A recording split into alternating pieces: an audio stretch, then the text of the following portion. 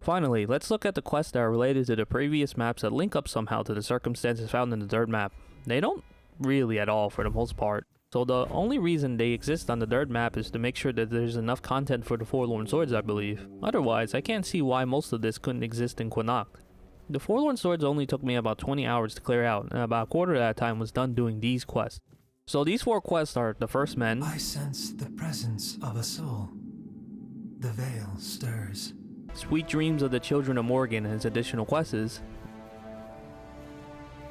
Misgiving and its associate quests relating to the Alchemist organization. And finally, the most effort of all is the Stonewarden Questline. All of them are some of the most unsatisfying and poorly designed, that's it, kind of conclusions I've witnessed in the game, but are they any good? Firstly, the First Man involves a quest in which a scholar in Vrel's bookstore wants you to explore a grotto that may have archaeological evidence of man's beginnings, which his theory may be at odds with Camelot. Seriously interesting stuff, as he implies that humans may originally have come from Ford dwellers, which you know, Camelot murdered in their earlier actions and should be a little hush-hush. So as I enter the cave, I already noticed a graphical error in which the shadow of the cave mouth moves as I move relative to it, which doesn't give me confidence. So as I enter, I'm immediately greeted by a rocky formation that is a practically 100% copy-paste from another one. Again, not a good look. It also only takes about a minute to get to the end, so I don't know why they bothered with enemies, frankly. To give it an early caveman type of evidence, the area features some rock-engraved depictions of what supports what is the region's earliest evidence of proto-humans. But upon closer inspection of some of these depictions, I noticed that these drawings are hastily applied onto the closest vegetation, as this work was likely done post-scene at one angle. But now, being wholly unimpressed by Act 3 with all its clipping assets and disappointment with the end of the region, this was even worse than that. This isn't a one-off thing, but here are multiple examples.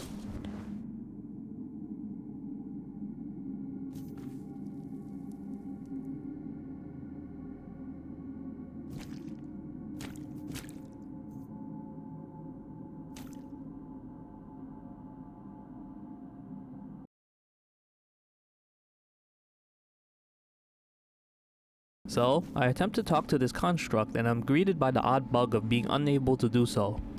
I couldn't believe something like this could have issues, so I spent at least 30 minutes trying different things to trigger the conversation, reloading the game, the same save, reloading before it, and was genuinely stumped.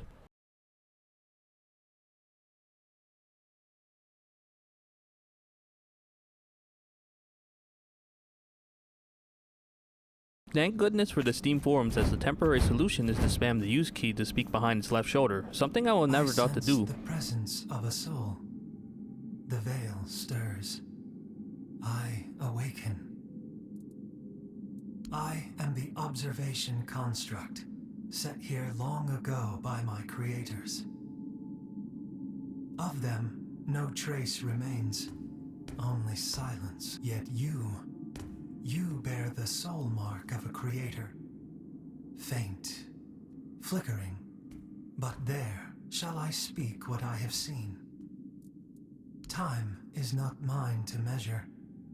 No sun reaches this place. If you seek... Never mind the zombie pushing me around, which also occurred with a significant scene with Lord Yvain and Denholm in Act 2, as mobs don't de-aggro your location in dialogue. So all of that is only about 3 minutes of rather vague lore talk. I wanted more, but whatever. Well, if that is the will of the Lord of Quinacht, then Camelot will have no choice but to acknowledge it. I'll report this to command. They're in for a surprise.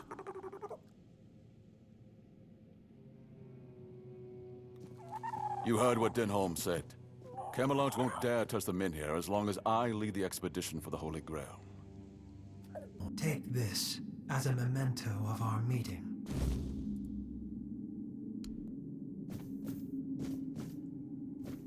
I sense the...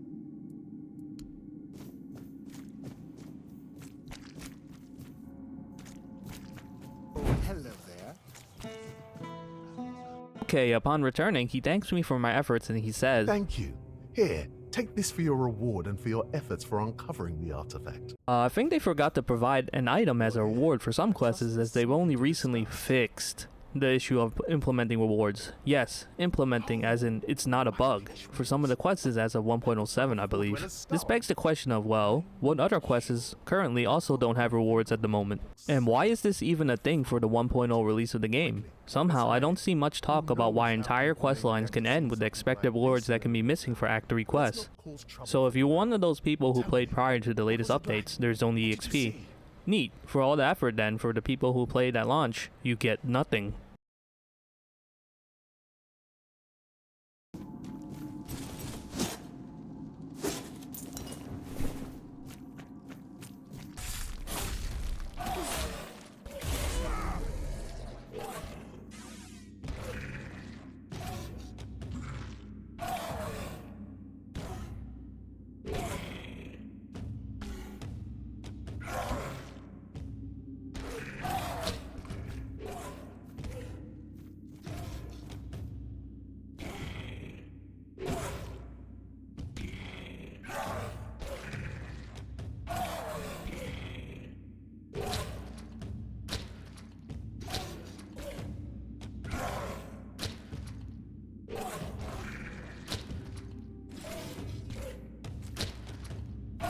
The last in the Morrigan Questline involves a late stage in which the player advances through the final ranks of the secret society that worships Morrigan, who is a goddess represented by the crow, and an opposite to the wholesomeness of the Mater.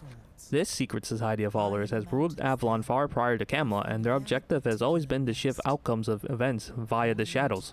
Although you do contact hidden members for each important settlement in Acts 1 and 2, really, their roleplay as hidden agenda agents is quite weak narratively, and if they subtly actually did have some kind of impact on the story or events currently, congrats I guess? I didn't catch it, so they're so secretive that somehow even the player might not know of their exploits. Again, kind of a cop-out.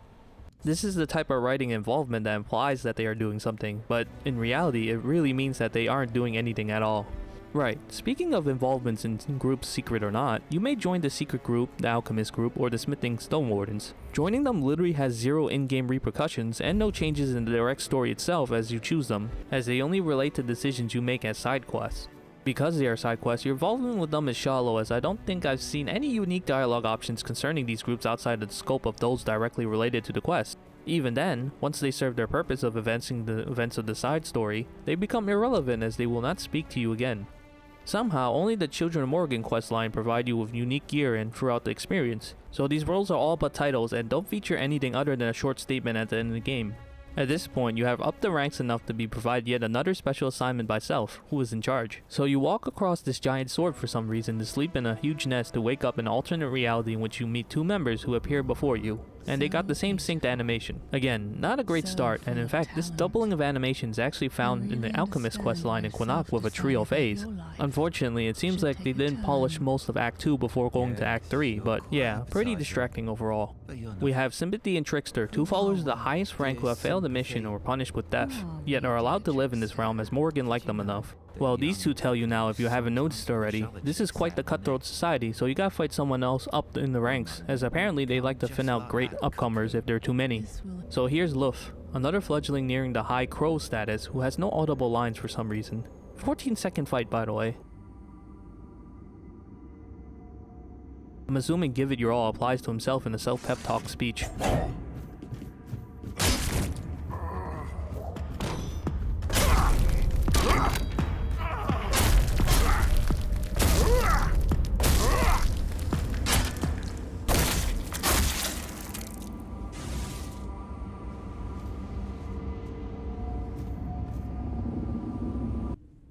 So you've returned. Anyhow, you return to Quinnock and speak to Self, noting that the task is done. Self then directs you to War, High Priest of Bab. You are to meet with War, the High Priest of Bardb. The rest will be in his hands. The rest will be in his hands. And most importantly, in yours. That is all I can tell you. Now go, my fledgling. Another dimension we go into without any explanation this time. Simply use the use key on the altar.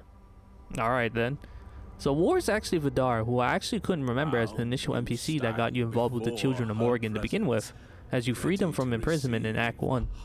He tells you he's one of the 3 holy aspects of their goddess, and that he was actually deceiving you in the first place. This already happened in the Morrigan Questline in Quinac when an agent disguises themselves to test you, so they already played that card already. When you tell War now that Self sent you here for the next task, he says he's beyond such lowly matters and questions whether your faith in Morrigan is true.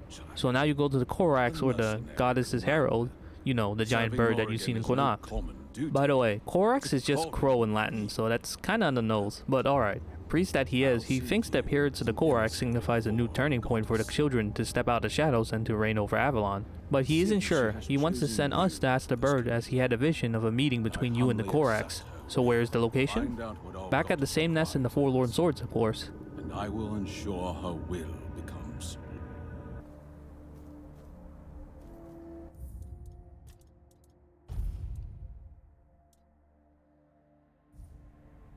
Into another dimension, and as you speak with the Korax who knows that you're King Arthur, well, it doesn't care about you being his vessel, implies that you, the player, doesn't matter. Similar to the duel you met earlier, the crow takes amusement in you and demands you pick a choice for the children of Morgan. Step out of shadows and declare dominion over Avalon via a war with Camelot, or stay in the shadows. Apparently, the secret society has been divided into two camps over this, and you have to pick one over the other, and the one that is rejected must be extinguished. You know that would have been interesting if not for the fact that you didn't meet any of the members that declared their stance on the matter, as this point has only been revealed at this moment. So what? Vidar ceases to be and the nameless others implied to be of that camp? Okay, works for me. So choosing the path of self implies lurking. So be it. Walk the path of silence. The wind will carry your whispers. The enemy will not see you. War will not sense your blade. Bury it deep in his back. So I return to Vidar and give him the news, which he doesn't take kindly to. He calls you a liar. If you somehow change his mind in a single dialogue choice, he'll have a moment of reflection and agree with you, and he regrets that he was on the wrong side the whole time. Again, odd, given that you don't know any of this. That is true. I never thought of it that way. Are you saying that I am the blasphemer, bringing the children into the light? Apparently, he wants to delete you to pay for his sins. I don't know how that works, but sure, good luck with that. Pay for my sin.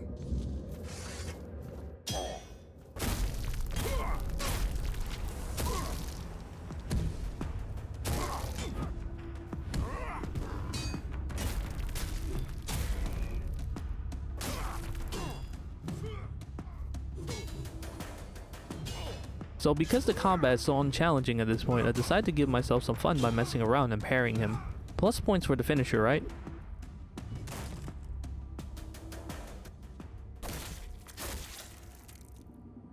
You come back and inform Self of Morgan's word depending on your choice, and she is thankful as she believes she can actually bring stability in these times of chaos. Congrats, now you're a full-fledged crow, and you actually get some decent armor for your troubles. What if you wanted to side with Vidar, however? 100 beaks will tear the sky. Blood will flow. Let the crows feast on the fallen. Start with Self's corpse. It will sharpen their hunger. So picking war, you return to Vidar and he tells you must delete Self as with the ruling, the other half must disappear. So again, due to the nature of the developers assigning NPC HP values based on the region, Self has HP fit for a Quinac encounter, yet you're already at part 3. So yeah, you one-shot her and you can loot her to receive the same crow armor, plus some unique daggers.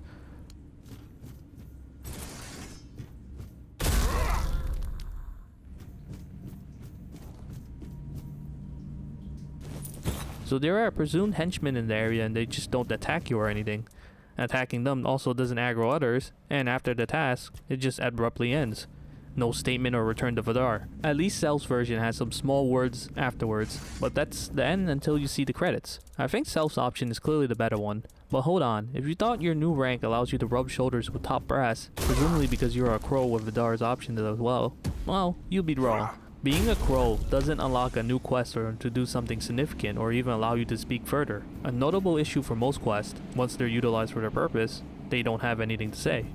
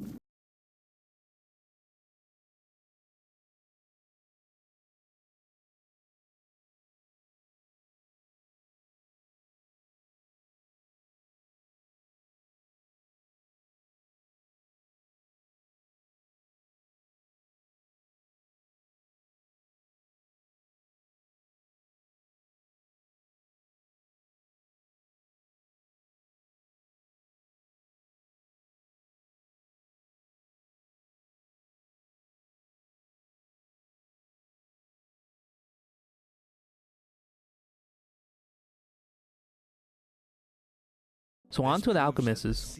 So their gist is that they're looking for the spark of life, which I suppose is a Big Bang universe sort of thing that allows them to understand life better by finding its origin source. If they're able to find it, it may be a metaphorical key allowing one to be capable of peering deeper into how the weirdness works, which often contradicts and exists seemingly outside of the known rules and explanations of this universe, and to integrate with it without issues. You experience multiple mad scientist types at this point, a person who thinks injecting weirdness plant matter into people will extend their lives and make them immune to the weirdness, or another person going about injecting subjects with weirdness sparks of life, animal matter, which the amount of bodies in there tells me he isn't just experimenting on weird beasts.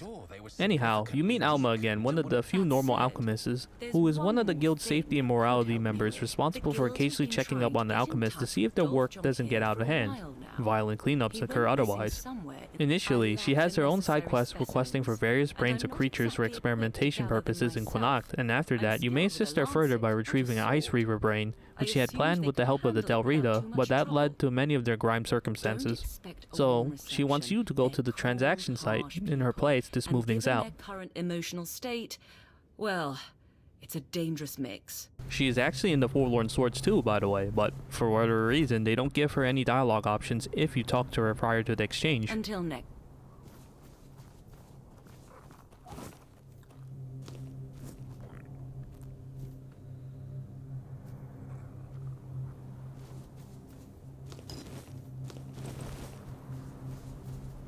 You go to the place, and also, this is one of the few scenarios in which using stat checks actually is an option.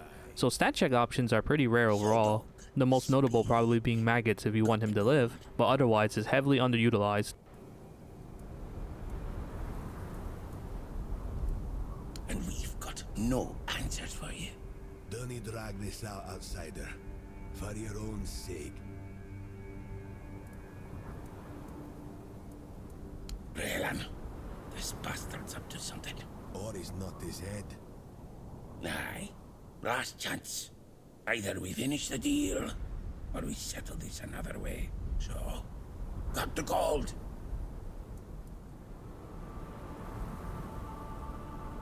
Raylan, check it. Not much. Not much. You heard him. We lost 3 of our brothers on this job. You think we could just go back to the village and say they died so we can walk away with a handful of coins? Double it. I strong-arm my way through the dialogue. I'm actually disappointed it worked without resistance. Raylan, seems the alchemist's lapdog can snarl. You've got guts, stranger. Take this filth and be gone. Let's hope we never meet again. No talking. Leave us be. I returned with the brain, and she thanked me and is now a vendor here. Nice. Unfortunately, I'm playing a bow in a primarily melee build, so the spells here are a disappointment. But still, great to know if I wanted to do a magic build. And now there is one more request from Alma.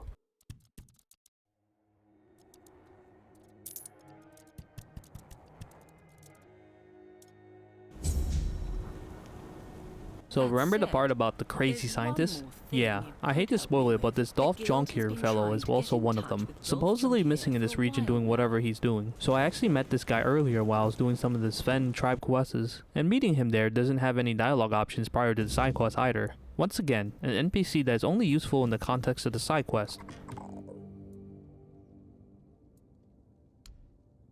Anyhow, you meet him and he's also been failing to respond to the guild as he's been close to some kind of breakthrough. My current work is far more important than my obligations to the guild. That might sound arrogant, but it's the truth. He wants to extract the essence of the tribe's nature, whatever that means, but at no matter the cost. So he wants some Del Rita frost snail mucus. Okay, sure, why not? Without a fight, but I have a feeling that won't be a problem for you. Excellent. The sooner you complete this task, the sooner I can get back to work. Remember, what we're doing here will be remembered in Avalon's history. And he asks if you want to help further by injecting yourself with it. The greatest reward is knowing you've contributed to a breakthrough that could change Avalon. Speaking of which, would you like to contribute? A little bit more? You've proven yourself capable and resilient, which makes you an ideal candidate for something far more valuable than mere coin. The snail slime you brought me needs to be tested in conjunction with my formula. A distillation. Simply stand against that wall there. One small injection, and you could become stronger, faster, maybe even resistant to the weirdness itself. Others might balk at such an opportunity, but I suspect you possess the vision to recognize greatness when it's offered. Now, shall we proceed with making history? Ah, how predictable. The truly visionary are always dismissed by those who lack imagination or courage.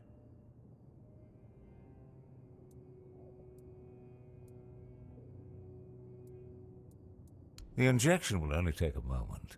Any discomfort will be temporary, I assure you. The Dalriata's strength flows through this formula. Soon it will flow through you as well. Hold still now. Ah, you're awake at last. Good. I was beginning to worry the sedative was too strong for even your constitution. So the quest is extremely bugged here, as the speech is one line ahead of the dialogue, and suddenly we see this scene. I patched out and he mulls over some of his evil plans. So to be fair on the developers, this clearly looks like a work in progress, as the pacing around and movement around the basement looks like a draft of what it should look like, and with rather poor audio balancing. It repeats, by the way. Locking you up was necessary. The process of creating the essence requires absolute precision. No interruptions. The Dalriata around you, they didn't survive the extraction process. A regrettable necessity, you understand. When their blood flowed through their veins, it served no greater purpose. But here in my laboratory, it gained meaning. I gave it purpose. They died because, despite their physical strength, they were fundamentally weak. That same weakness afflicts all humans on Avalon, and soon the weirdness will claim them all. Can't you see the nobility in what I'm doing? I'm transforming humanity into something that can endure, making us all stronger. The Dalriata's physical superiority is only the beginning. What I'm looking for is something transcendent, beyond human, beyond the limitations of flesh. And your blood might be exactly what I need. You're more resilient than the others. You might be the final catalyst for my formula. When the weirdness comes, and it will come, mark my words, only those transformed by my formula will survive. The weak will perish, and the strong will live. You may think it's cruel. It's not. It's the fundamental law of nature. And when I complete the formula, we will ascend nature. We will become as gods. Each vial I will create. They will contain not just blood, but distilled purity. The essence of what humanity was meant to be. Excellent. At last, I can move forward with my research. Here's your payment. The Dalriata are merely the beginning. Their tribal minds still remember what civilization has forgotten, the sacred violence of creation. The weak masses with their petty morality cannot grasp the necessity of this great work. They call me monster. I am their salvation. Each death is a ritual. Each extraction brings us closer to the primordial state. I have surpassed the boundaries of the profane dabblers in alchemy. The guild sends agents to stop me. Fools. My hands tremble. Not from guilt, but from touching the very fabric of existence. I have become the vessel for forces beyond comprehension. When my work is complete, chosen few will rise as titans among the ruins, a new aristocracy of spirit and flesh. You could have been among them. Now you will merely witness the dawn of a new age. But I've said too much. The formula demands my attention now. The final synthesis is at a critical stage. I need to focus. The calculations must be precise. One error could ruin months of work, waste all these necessary sacrifices. Rest while you can. Conserve your strength. You'll need it for what comes next. When I return, the process will be complete. The transformation will begin, and you will have the privilege of being among the first to ascend. This Chamber of Horrors will soon become a birthplace of gods. Just a little longer now. I apologize for the accommodations. Locking you up was necessary. So, unlock the door, delete him, and return to Alma, who apologizes to you and says you should meet with Haled, the head of the Alchemists.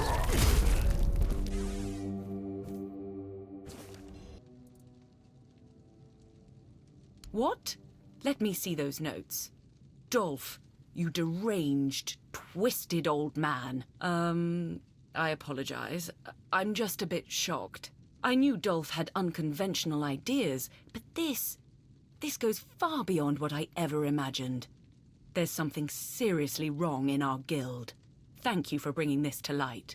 Given how much you've helped us, I think it's time for you to meet Haled. So they don't explain how exactly you're going to meet her, but a quest marker is all I need. Never mind the narrative developments. Okay, but what's this? Oh, an internal name. It appears they forgot to rename the place. To me, the use of the word ending implies the end of a line, so to speak, with nothing more. And this strongly supports that they didn't plan these roles out to be more interesting than simply the idea of a role, rather than, you know, performing it. I instinctively saved just to make sure I'm not heading into save-breaking territory, but it wasn't required luckily. I head in and it's just a jumping puzzle of random things floating about to create an idea of a vortex into another dimension.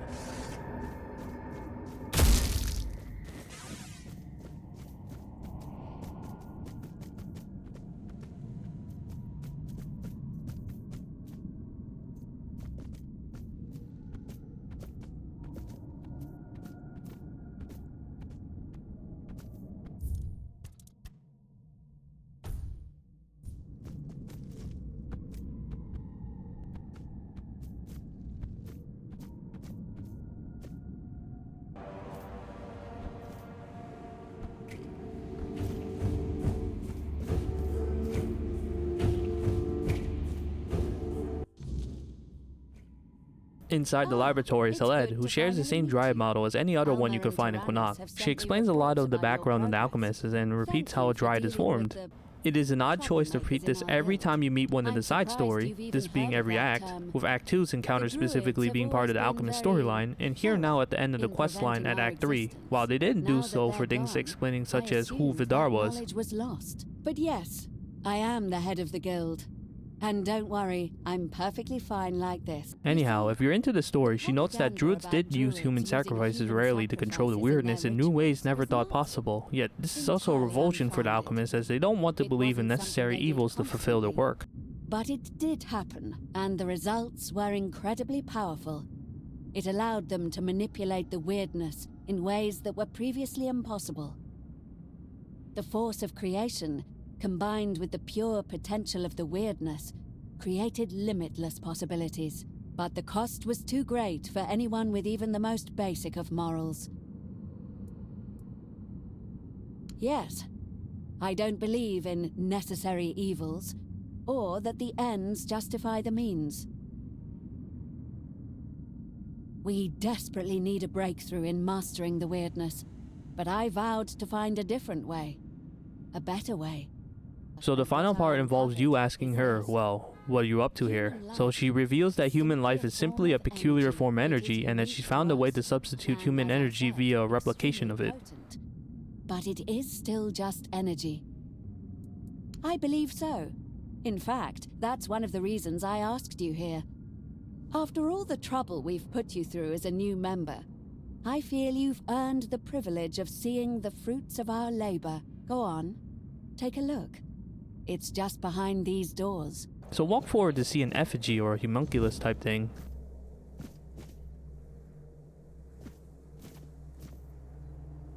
Oddly creepy, of course, given the genre of this game, but doesn't it sound like the first 3 dialogue options is trying to say, help me? I figured doing the quick save and loot off your body could reveal something about it if it was holding something, but no.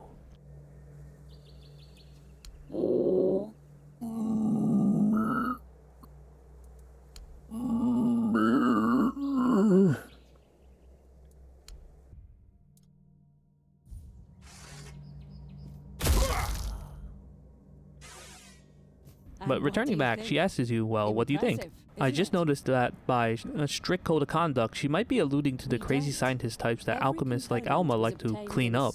Alma also means nourishing, so, So the game implies a form follows function, as the effigy has to loosely look the part partially to be the part, which poses the question, if it looks human, has the qualities of a human, is it human?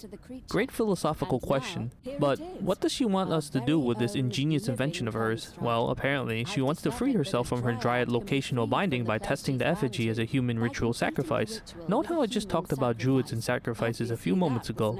So this is a really great side quest line, I'd say, despite the stumbling of the previous ones in Act 3, and poses a great question. So she asks the player if they want to do the honors for their efforts so far, and in doing so, here's the choice-based decision: sacrifice or preserve. Oh, I could, of course. But wouldn't it be fitting for your official admission to the guild to be marked by something so monumental? You've seen this guild at its lowest. But this...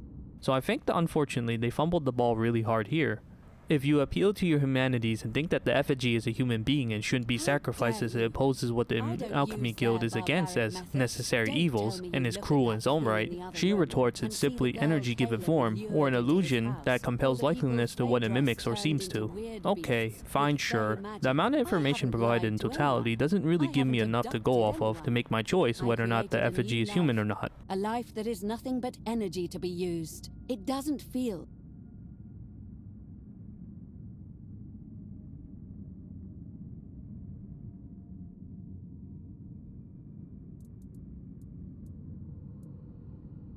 Because I created it.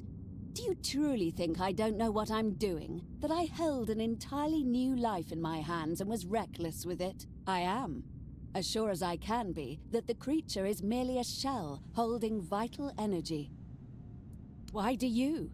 Any animated skeleton, any undead was once human. If the tales are to be believed, Grindelows used to be children at some point. Do you fight as...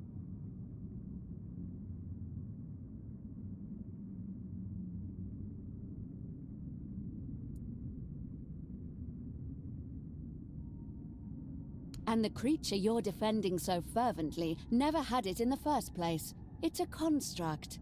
A thing. It seems alive, but that's all there is to it. An illusion, but I suppose it's a fallacy of our species to ascribe humanity to anything even vaguely human-shaped. As entertaining as this is, I see no point in continuing the discussion. Will you end the creature, or shall I do it myself? But what if you wanted to save it anyway? So if you delete her, and well, nothing happens. It just abruptly ends, and speaking to it doesn't provide any more clues or interesting elements that may or may not have validated your decision to save it.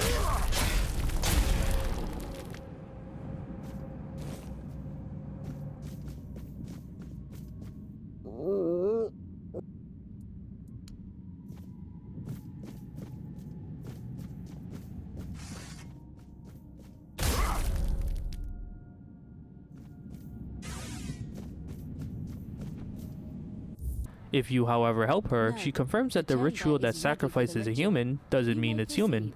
Its life energy is equivalent to one, so therefore, it's not a human.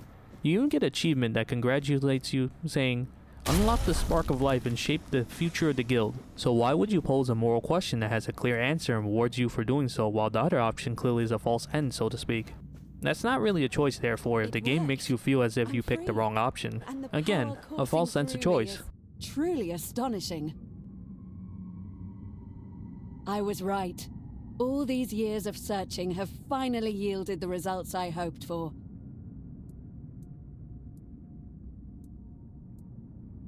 No, of course not. It only means that its life energy was equivalent to that of a human. It worked exactly as it was supposed to. You can stop worrying now. This truly is the beginning of a new era. Not only for us, but for all of Avalon. With the effigy gone, she says, Now, I welcome you to the guild as our newest member. but weren't you already a member prior to this? Even if the game doesn't make the distinction clear that you weren't an alchemist prior, well, great then. So throughout the whole questline, you've been a lackey throughout, fetching materials and playing detective. You know, not alchemist work. Forget Alma, who has to do both cleanup and her own experiments, but let's say whatever. Great. Now I can actually do alchemist research for myself. Well, what can you do now with a newfound awareness of the spark of life and or assistance with the incredibly knowledgeable alchemist leader to pursue it further? You've guessed it, nothing. No new dialogue options, no new quests, nothing interesting in the area itself, and to rub salt into the wound, no rewards. I just gotta ask, what?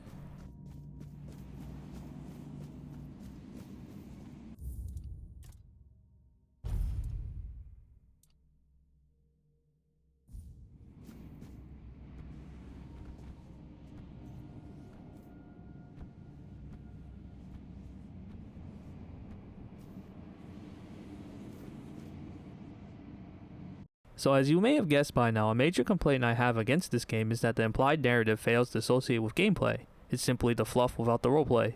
You'd expect that joining these organizations would present unique gameplay opportunities, but it's wholly associated with the background instead.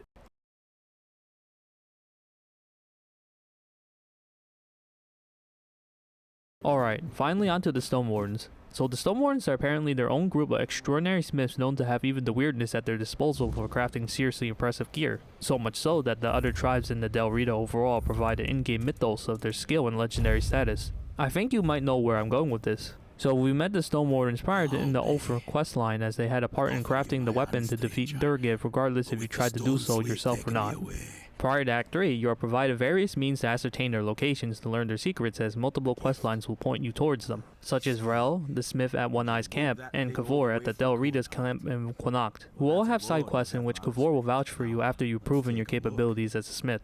So the first time you meet Darvhanner, he tells you, I wouldn't come any closer if I were you. As if to demonstrate his authority. I'm 3/4 through your home, but yeah, sure. Also, his beard is clipping through his armor's face guard. It's kind of funny. Anyhow, you show him Kavor's talisman as a sign of your achievements, and he's wholly unimpressed. I recognize Kavor's design. This is his way of telling me you're worth my time. So you ask if you could be a Stonewarden yourself, and he says no, as you aren't of Del Rita blood. Which means the grace of the Stone Dream won't be granted to you, so I can't admit you to our ranks. So for this group, their ultimate salvation is spiritual connection to the secret pact that originally allowed the Stonewardens their capabilities in the first place.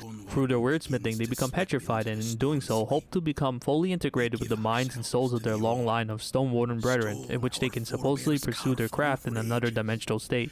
My point of contention comes from the requirement of Del Rita blood. So the game will allow a false choice in which it allows you to think that you can look at the ancient laws and become one with them by a blessing by the Elder Council.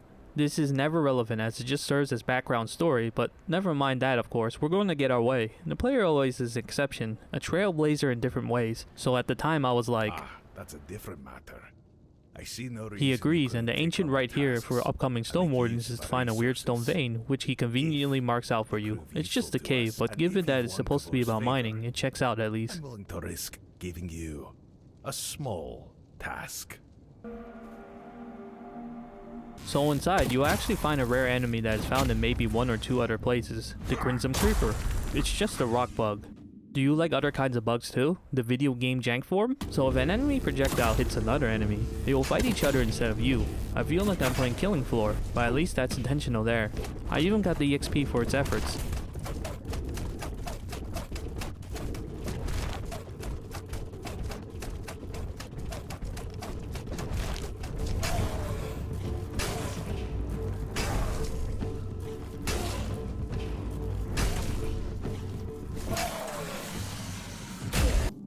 I found the spot, and upon returning, Darvhanner will actually be surprised by your capabilities, and he will teach you a song, or their term of specialized weirdness smithing. I didn't think was possible. As a reward, I'll teach you another song. With what you pulled from that vein, I can sing yourself something beautiful. Darvin, you have to talk Or to my so father. you thought. Here comes someone to intrude, Fusca. So her whole deal is that the stone sleep is actually a bunch of nonsense. The petrification is actually simply a curse as a result of their smithing practices. And in that case, she doesn't want to lose her father, her only living relative, who is proud to join the long tradition of the Stone Dream. Her stubbornness towards that end highlights the strong familial affections that are at odds with the Del Rita brand of hardness and machoism. Classic example of traditionalism versus progressivism. If you ever respected my father, please do it for him. Out of the question. The Stone Sleep is the highest honor in our brotherhood. Only the most steadfast among us are deemed worthy of such a blessing. It'll help her to continue the storyline. Being an outsider, she notes how it would be easier for me to get to the bottom of this. Her options including visiting their father, or meeting up with the exiled Frost, who apparently reversed the stone sleep somehow. I chose the latter as it seemed more interesting. Potion that can reverse the stone sleep. I think they cast him out because he defied tradition and saved himself. I can't risk being seen with a nameless. If anyone caught me, it'd be over for me. I'd be as good as exiled. Cut off from my father forever. That's why only you can help. No one will suspect you. Great! Give me your map. Here's where you'll find him. May Medder bless you for the help you've offered me.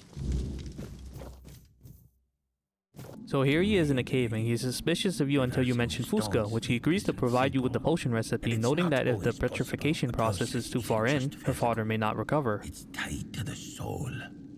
If Ulf's already far along, this might only delay the inevitable. What do you need? I won't be the one brewing this potion. Here's the recipe. Just don't come crying to me if you blow yourself up in the process. Also, there's a weird ritual stone upstairs, and touch it and wow. A skeleton mage is here. Same one as the skeleton archmage in the bridge in the abyss under Qunak, but his scythe doesn't glow. Also, is he supposed to take 4 hits to kill? 1, 2, 3.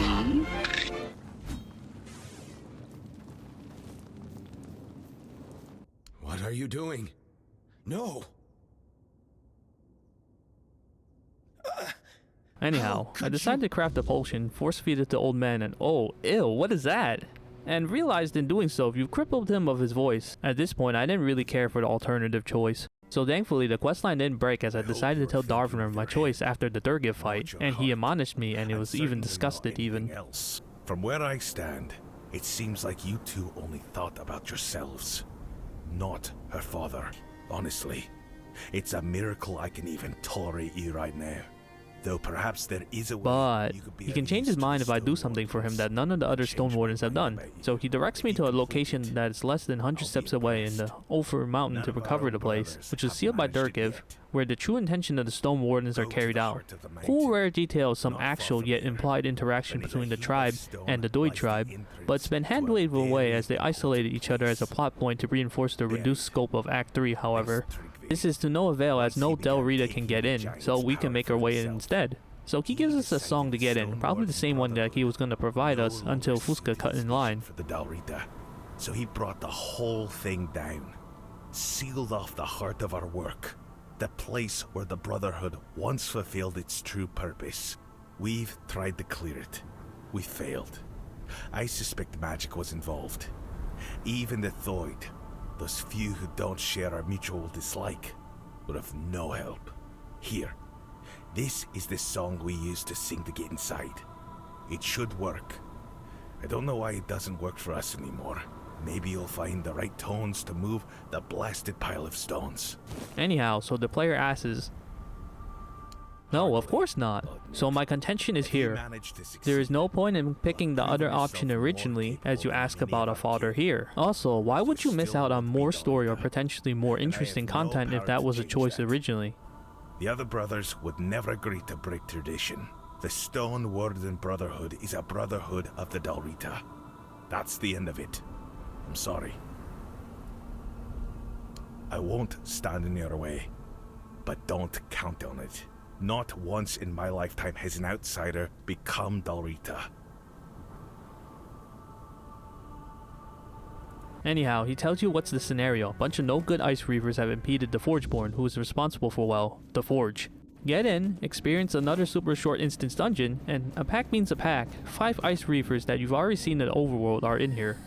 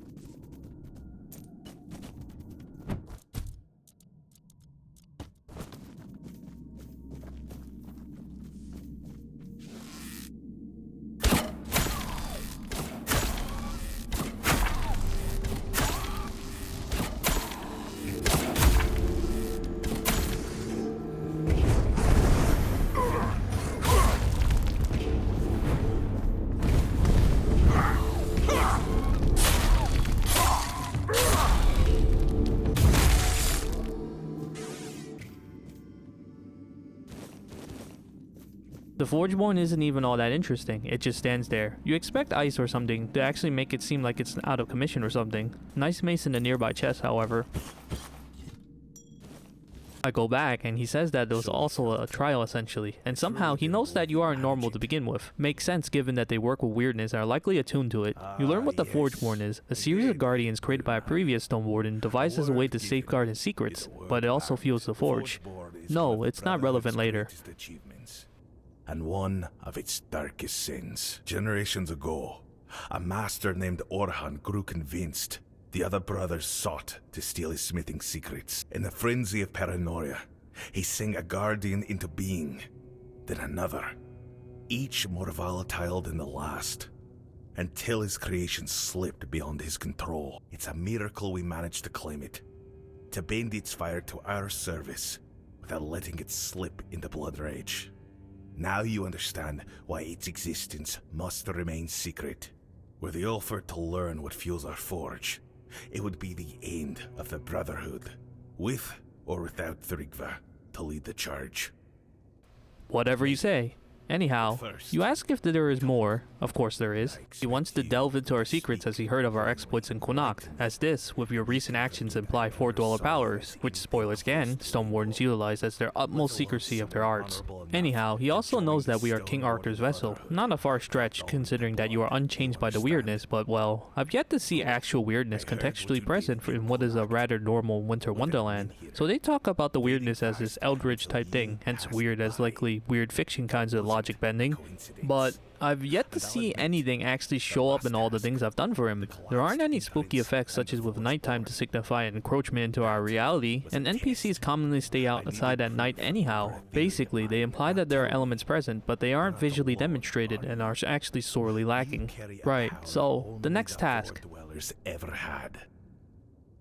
It's about our lost tribe, not Gunvalder, who was slaughtered to the last, but Orkrata, who truly vanished. Many of our Stonewarden kin were among them, including our former commander, Hovar. Honor demands we find them and lay them to rest properly. Get this, so he also says, Miracle, believe me, whether or not you're Dalrita will no longer matter. Ask your inner friend for help if you're scared. Something tells me he's lying. That lost tribe is located on the bottom right of the map. Upon entering the village, you'll be greeted by a merchant homie that you've known since Act 1, as he'll bog you down with another unrelated side quest to make the journey here worth it. People here for you. I was starting to worry I got lost. Yeah, this is quite a peculiar place to live, isn't it? Very empty, very still. Either way, step into the door of the Frozen Realm. No fancy animations or whatever, just to fade into black. You'd think that there would be more, considering not even the Stonewardens with their abilities could get in, or that King Arthur's special abilities would allow for something, I don't know, more grand. So what's in there? It's a small ice area with the same old frostbitten warriors.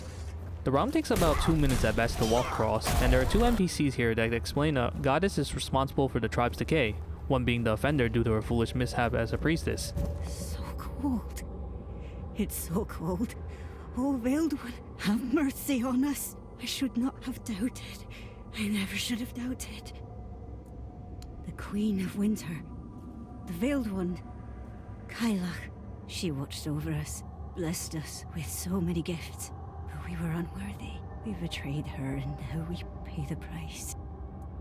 I was once Shauna, priestess of Kailach, keeper of the herd, but now I am no one. I don't deserve my name. I was faithless. I ruined us all. The days grew colder, the night darker. We once lived in abundance with creatures to hunt and wares to sell. Not even swine dared tread where we roamed. Shielded by Kailach's blessing, our goods were coveted all across the Forlorn swords. But then the animals vanished, the wealth dried up, and my faith, it faltered. Now I see. I never should have doubted. The sacred herd, the weird deers of the Veiled One. They were mine to watch over, mine to protect, but they belonged to the goddess. They were never mine to give. I saw them blood staining the snow and understood the meaning of sacrilege. The gold coins felt heavy in my pocket, but my soul felt heavier still. The goddess sees all, even the broken. The snow was bright, so bright, it blinded my eyes, and now I see only white.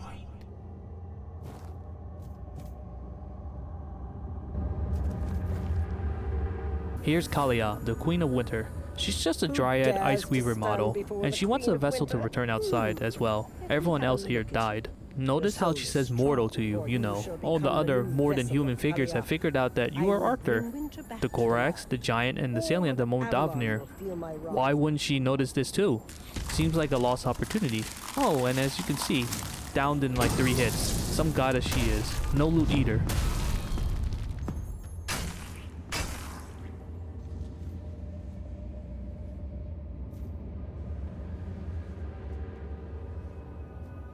Turning back, he apologizes for putting you in a dangerous situation, and now, for some odd reason, Arthur is able to manifest himself here. No explanation, he just decides to show up. So, if he could do this, why didn't he do so in other scenarios? He didn't speak to the Korax of Morrigan, and the lore and the implications there would have been really interesting. Or say with Gryffindor for him to explain the situation with the Del Rita's treatment, or why are they at violent odds with Camelot. This isn't a special realm of like Scold the Giant, so why is he able to manifest here knowing that he is otherwise too weak to even show himself? If the developers put a line that puts an exception because he somehow had the strength at this time to specifically do so, I'd accept even that. But no, that isn't even applied here. Arthur forces a statement out Darvener who states that all of this has been a test, as the Stonewardens have actually sworn loyalty to Arthur, and that they need to resolve the issue of all issues at the moment. Be disappointed. This could be the very weapon you need upon your return. The Stonewarden Brotherhood has always remained loyal to you, as sworn by Ephraim the First, who had the honor of knowing you. Ephraim. I remember him well. A loyal warrior, a wise man. I'm glad he founded the Stonewarden Brotherhood. Then, Darvan, grant us knowledge of this secret. Of course, my lord. You need only walk the Jarl's path. At its end, you'll find the chamber where we guard our greatest weapon. Then lead on. Let us walk the path. Yes, my king. I shall await you at the entrance. When you're ready, I'll open the way. You're here, my king. And you, friend of our brotherhood. Beyond these doors lies what you've been searching for. I trust you'll keep this secret to yourselves. Here, this is the song that'll grant you passage. I know the door will yield before you. A great power, thankfully tamed. A meeting with what made us who we are now. I can tell you no more. You must see it with your own eyes. I wouldn't dare. What waits within, I've already seen it long ago, and I know what it demands. But if a moment comes, one that calls for a choice, I trust you'll act in the spirit of the Stonewarden Brotherhood. No brother chooses alone. Well then, what?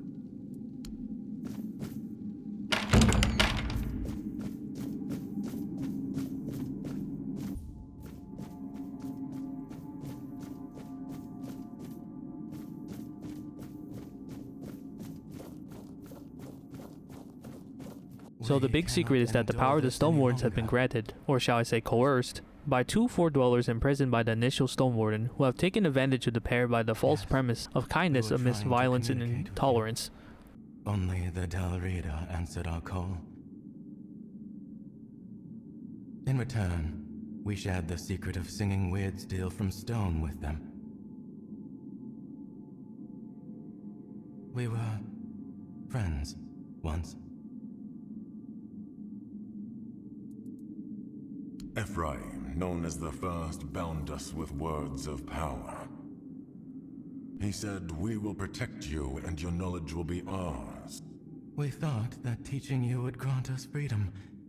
Freedom to return to our people. But no. He bound us instead, calling it protection. And he demanded we repay the debt with our knowledge. Almost. At first we settled nearby and built a workshop where we tried to communicate with you. We were binding your gods to grant us a voice, but we were interrupted and forced to flee to the mountains. That's where we met Ephraim. The only one who didn't raise a fist against us. He wanted to speak with us. We want to be free. Please, expand the space that confines us. Remove the chains that bind us. Only then can we leave this place. We will make no more promises to humankind. You will have to trust us, as we trusted you centuries ago.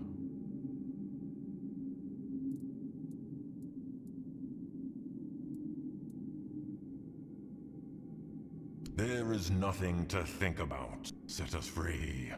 Honor the oath Ephraim made. Enough. Let the mortal decide freely. Dovner, who feels terribly for what their history has done for them, wants you to negotiate their freedom, but desires that the Four Dwellers leave behind their knowledge so they can continue their craft that would otherwise disappear if they simply vanished. None of us, however, have mastered the weirdness well enough to break their chains. That's why I look to you, hoping you can right the wrongs left by our founder. I want their knowledge to stay with us, but for them to finally gain their freedom. Okay, well, bonk the rocks to freedom. The cutscene is unfinished, however, as the final rock breaking will dictate the direction of the cutscene. You've kept your word, so we shall keep ours. Now I will fulfill my promise to you, sister. Go, and warn our kin of what humans are capable of. So this is actually somewhat of a blunder, as their plan is to inform the other Four Dwellers of humans' inclinations. I cannot. My soul is But the brother of the pair cannot return to the source for being tainted. the source. May my blood... I don't know what any of that means or how the player is supposed to know, but yeah, just like the Morrigan Quest with Vidar, blood is the answer if you've been wronged apparently. More so here as it's an actual plot point that will purify him. You are the first mortal in ages to prove worthy of our knowledge, and yet I must kill you in battle or fall trying. Only through this can I purify my soul and return to my kin. So, he fights you, or rather, you fight him, given that he won't aggro based on the positioning bug.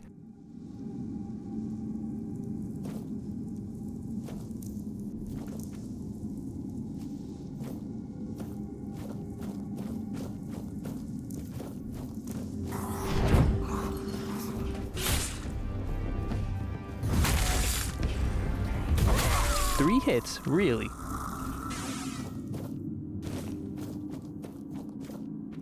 Anyhow, I've done exactly what Dovner wanted me to do, and he thanks me for my efforts and allows me to be a Stonewarden finally. The associated achievement acknowledges this specific point, so you can only be a Stonewarden by this choice just like the Alchemist one. Do you see the issue here too? None of the choices prior in this line mattered at all, and only this specific part, which feels like the correct option, will provide you with achievement, therefore meaning that the old rules of the Del Rita doesn't matter. You are the king's vessel, and therefore essentially him, and you are the exception as they swore fealty to you. The same theatrics found twice in the main story, as with Kel and the Blessing the Giants, twice in the Morrigan Questline, and the Stonewardens now twice as an offhand trial or test for the player multiple times, definitely ran its course long ago and shouldn't exist by Act 3 frankly. So the worst offense on top of all of that is that he says this. From now on, my home is your home. Should you ever need anything, you'll find me at the Stonewarden's Hall. Can you actually take him up on this? No. Again, does this status let you refer to other Stonewardens to unlock more mysteries of the weirdness or provide you with the ability to, you know, smith their or your own legendary special gear? No. How about at least an acknowledgement as fellow Stonewardens in this society? No. You literally do not get any rewards.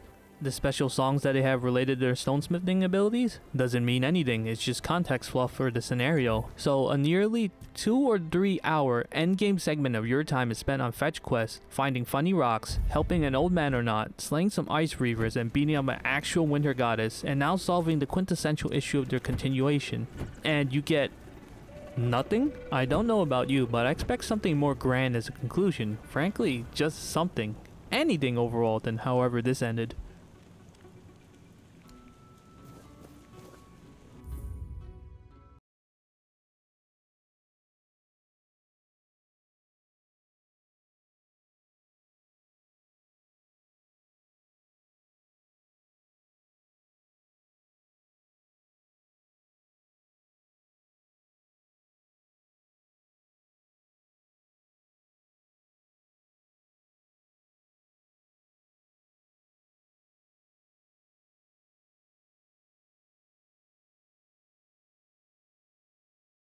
The Forlorn swords took me about 20 hours to clear out, so similar time but less than what I took for the Horns of South, and even went back to Act 1 quests that I've missed and noticed an immediate boost in quality relating to narrative, gameplay elements, and choice. I very much did enjoy my time there more, comparatively.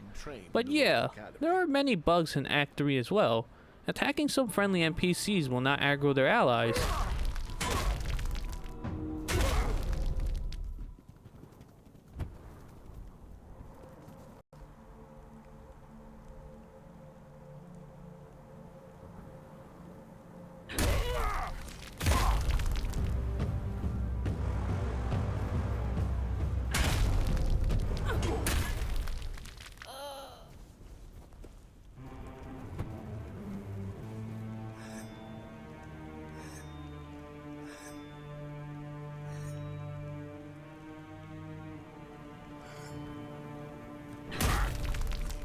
You can almost steal out of everyone's home for some weird reason. Turning their backs on the old faith in Maether. Beware the bad omens.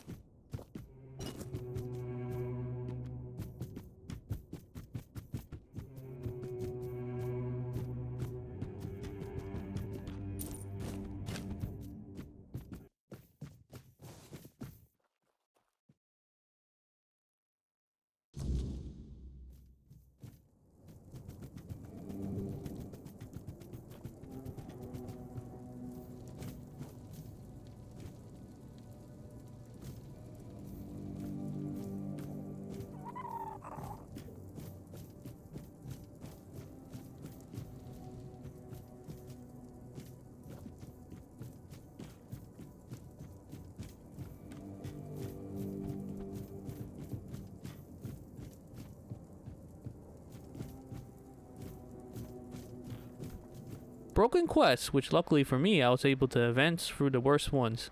But yeah, I'm not sure how many quests I missed due to conditions not being properly registered by the game. I'm sure there's at least a few, if not many.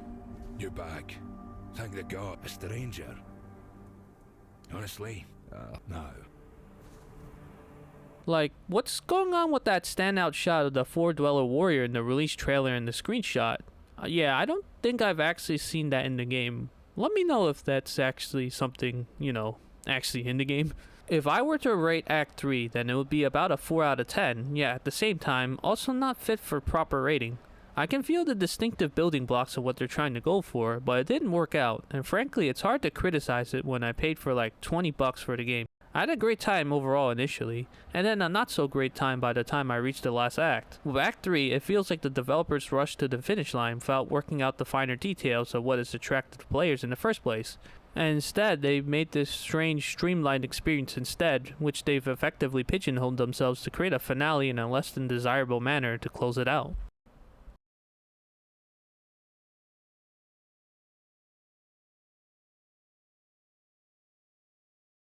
So, the expected August update will hopefully be when players will be able to get a better experience instead.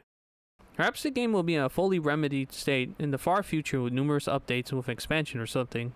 Given how much time it would take players to get here in the first place, I myself probably won't check it out.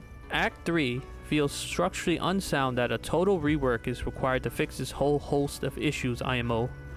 But I do look forward to any future games they will be developing. So, thank you so much if you reached the end of the video. What are your thoughts? Did you like the Forlorn Swords? Did you not? Did this video change your mind or not? Do you also agree that this act isn't ready, and overall the game isn't 1.0 ready or feature complete? Let me know in the comments. But before I explain, understand this. I haven't lied to you. What we've done has helped. Those tormented souls and Avalon itself. But it's not the whole story. Arthur and his king still need to be released into the Wordness. I can make that happen. Not yet. But it's a choice you'll have to face when the time comes. Also, given this is my first video, I won't be stupid enough not to beg and say please subscribe if you want to see more deep dives or just videos overall. So please, subscribe, comment, and boost this video's visibility as I feel this issue feels overshadowed and important enough to discuss. That's it from me. Till next time.